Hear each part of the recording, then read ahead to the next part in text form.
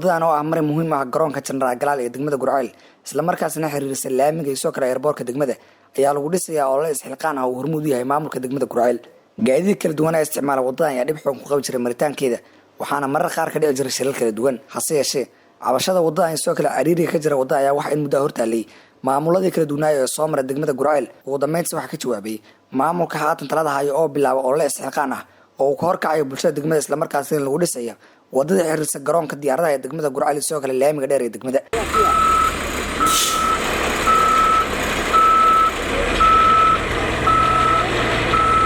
garoonka diyaaradaha ee General Galaal oo kamid ah ilaha dhaqaale ugu muhiimsan degmada Gurceel ahna garoon ay si gaar ah u leeyihiin qaar kamid ah ganacsiga degmada ayaa kamid ah garoomada ugu mashquulka badan degmooyinka Galmudug maamulka degmada Gurceel ayaa muhiim u arka hagaajinta dhismaha wadadani oo ah wada masaafo ahaan la qaadayo 3 kiiloomitir si loo dhiirigeliyo ololahan isxilqaanka ay lagu dhisay wadada xiriirsan airportka iyo soo kale laamiga degmada ayaa waxa halkaas gaaray gudoomiyaha degmada Gurceel Faarax Cabdi Macalin gudoomiyaha ayaa bogaadiyay shaqadan wanaagsan oo ay hayaan injineerada iyo dhammaan shaqaalaha ku howlan dhismaha wadadan baaxadda leh ee loo dhisay garoonka diyaaradaha ee degmada Gurceel gudoomiyaha degmada Gurceel Faarax Cabdi Macalin ayaa sidoo kale shaqaalaha kula dardaarmay inay si laba jibaaraan dadaalkooda ku aadan dhismaha wadadan si dhawaan loo helo wada caalami ah 17 bishan ayay ahayd markii maamulka degmada Gurceel oo kaasanaya qaar kamid ah ganacsiga degmada ay bilaabeen wajiga koobaad ee ololaha isxilqaanka ay lagu dhisayo wadada garoonka diyaaradaha ee degmada Gurceel waxaana tan iyo markaas wixii ka dambeeyay lagu howlanaa dhismaha wadadan oo haatan si xoolo ah u socda